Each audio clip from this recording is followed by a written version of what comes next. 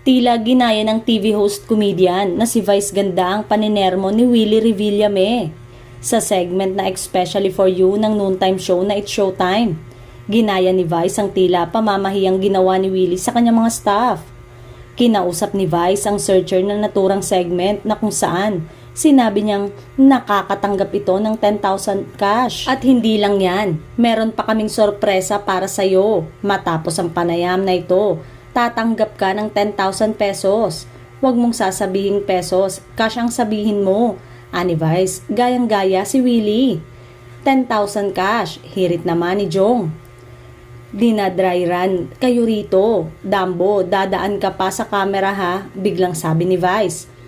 Tawang-tawa naman ang madlang people at tila nag-gets agad nila kung sinong tinutukoy ni Vice.